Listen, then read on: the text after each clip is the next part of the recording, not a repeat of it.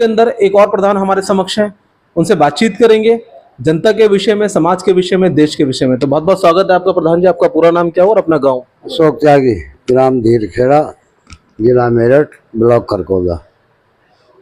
त्यागी जी, मेरा पहला सवाल आपसे ये है कि राजनीति में आने के विषय में आपने कैसे सोचा और क्यों सोचा राजनीति के विषय में? मैंने राजनीति में आने के लिए विकास पथ पर चलने के लिए सोचा, समाज का विकास हो, उत्थान हो। अच्छा और मुझे 2 वर्ष हो गए हैं, तीसरी साल लगी है जी। इसमें। मैंने जो प्राथमिकता से काम किया है, नंबर 1 तो मैंने नया पंचायत घर बनवाया जो 50 साल से आज तक किसी पे नहीं बना। छोटा नया पंचायत घर है, अच्छा, वो रास्ते में बन रहा है भारे गांव से। देखिए लगातार हम तस्वीरें दिखाएंगे तमाम पंचायत घरों के, तमाम कार्यों की आपकी। पंचायत घर बनाया नया और रास्ते बनवाए, टंकी लगवाई, जो सेंट्रल गवर्नमेंट से टंकी है, 400 फुट बोरिंग टंकी गाँव में बड़ी वाली। अच्छा और खरंजा नाली बनवाए। और शमशानों में मैंने खरंजा प्रमुख से कोटे से करवाया, उसे भी लगवा रहा हूँ। और नए गाँव में एक रास्ता और बनने जा रहा है, माजरा है मेरा, हरिजन बस्ती है, उसमें सीसी रोड बनवाने जा रहा हूँ। अच्छा, माजरा भी आप ही के उसमें आता है? हाँ, नया गाँव माजरा है, पंचायत एक ही है।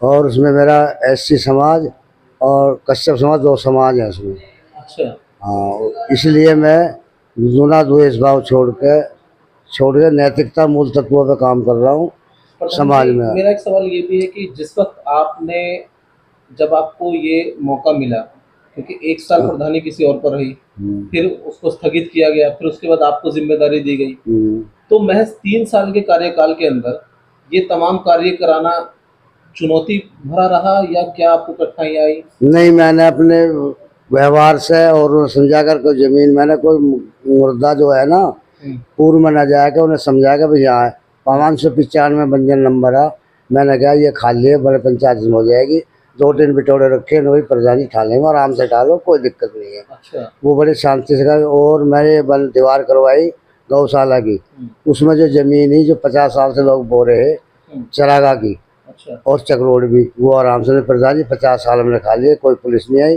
कानों को पटवाश नाप के जो दूसरे पक्ष उस खेत को बो रहे थे, मैंने कि भैया मौके पर चलो, उनको हमारी जरूरत नहीं है। मैं कहा चलो भैया, मान लग रहा है, खड़नो जहाँ तुमने निशान लगा दिया प्रधान जी मैं करेंगे। उनका लड़का ADO पंचायत था ब्लॉक में, उन्होंने कि पापा सही कह रहे हैं, मुझे ज़्यादा नेताजी कह रहे हैं पर प्रधान वो सही कह रहे हैं, और हमने छोड़ दी। तो वो मैंने काम जो भी बस समाज में करें, प्यार से करें, वो भी कर दी। गौशाला बहुत सुंदर चल रही है, इसमें अधिकारी है बड़ी, उन्होंने फोटो खिंचाओ, नकलों से भी है, DM भी है, उन्होंने मुझे बराबर खड़ा कर, आप प्रधानी हमारी बहुत बनवाई है, गेट भी मेरे नाम से बना हुआ है। तो समाज के काम तो और भी चल रहे हैं, जितना मुझे समय मिलेगा उसे करूँगा। जैसे कि 1 साल का अभी समय रह रहा है आपके पास, लगभग 7-8 महीने का रह रहा है। हाँ, तो इस 7-8 महीने के अंतराल में कौन से कार्य दिमाग में है जो कि नहीं हुए और उनके लिए आपकी जिद्दोजहद जारी है, उनके लिए आपकी जो संघर्ष जारी है? उसमें नया गांव माजरा को नाली रह रही है मेरे यहाँ की, तो मरम्मत होनी है। सबसे पहले वो 22 पड़ रही है, नाला वो खंजा बनेगा। और मैंने 20 चैनल नए लगवा दिए बढ़िया, जो चैनल की दिक्कत थी, चैनल गाँव 20 लगवाए। मौके पे मैं तुम्हें एक आध दिखा भी दूंगा। नहीं नहीं, बिल्कुल, वो हम तमाम सारे वीडियोस लेके चलाएंगे वीडियो।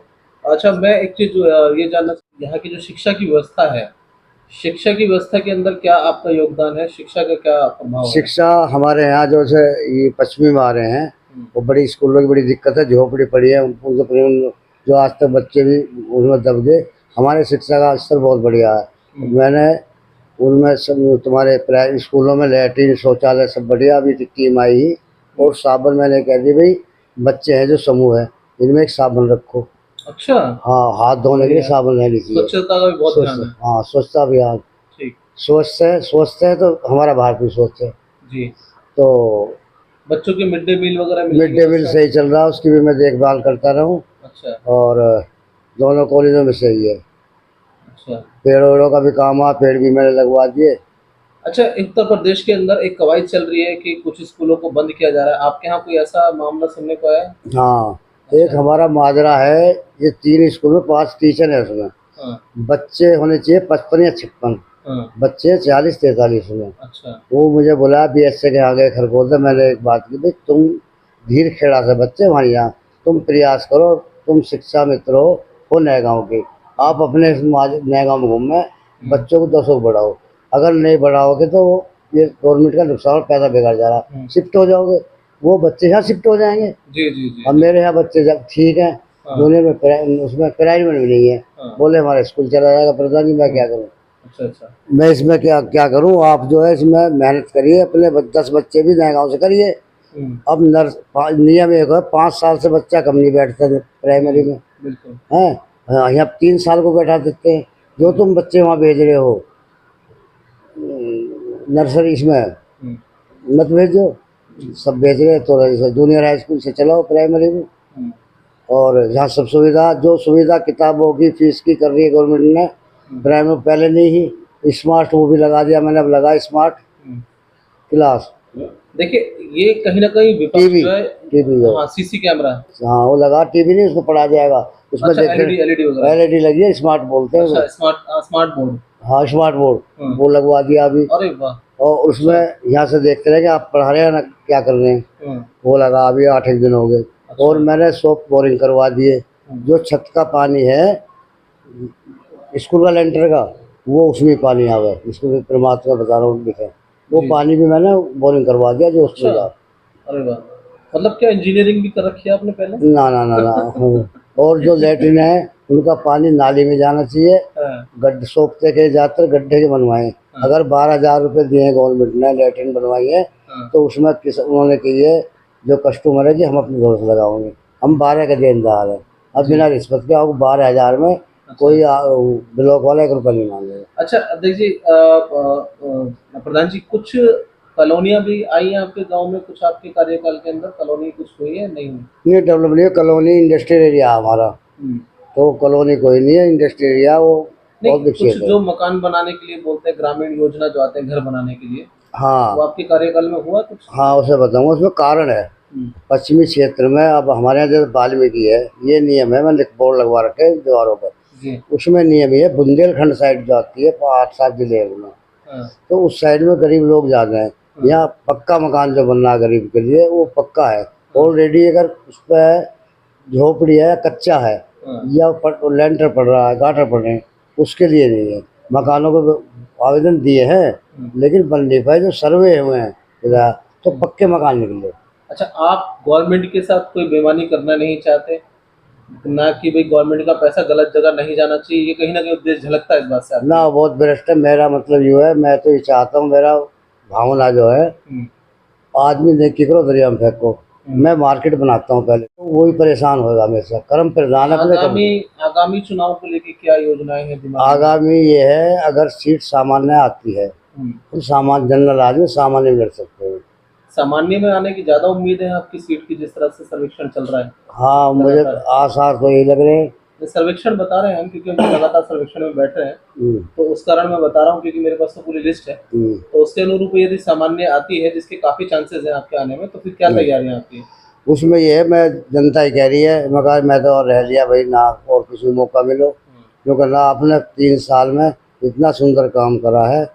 अरे मगर भैया जनता, अब तो मैं बनगा नहीं, पता कुछ नहीं, इलेक्शन का मामला बड़ा ख़राब है, मैं खुश हूँ। तो मैंने जो आपके लिए इतिहास बना दिया, आप ये इसको तुम याद रखोगे, प्रत्यक्ष प्रणाली जो मैंने काम किया है, तुम इसे जिंदगी पर नाम पे दुनिया मरी है कि फला प्रधान रहा साहब उन्होंने करा, फलाने यानी आप जो है मतलब एक लंबी प्लानिंग करके बैठे हो कि स्वर्गवासी होने के बावजूद भी आपको लोग याद करें। याद एक बड़ी सोच और लंबी प्लानिंग है। और अब थोड़ा आपको लंबी आयु दे ईश्वर। और मैं तुम्हें थोड़ा राजनीति की बताऊं जी। जनमत में मत विचार हो सकते हैं जी, और देश हित में नहीं होना चाहिए। जनमत में वो जो मत विचार, जनमत में अपना विचार होता है सबका, लेकिन देश हित में सही होना, एक प्लेटफॉर्म पर विपक्ष को भी इसमें सहयोग करना चाहिए।